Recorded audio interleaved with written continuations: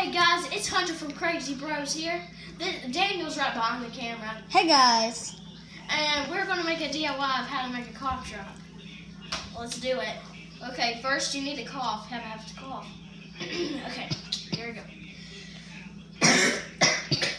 Okay, you got to keep a cough in there. And you got to shake it around in your head. Hit your head. Drop it on the floor.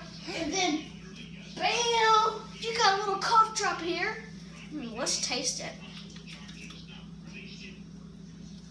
That's disgusting. Bye, guys. Bye guys.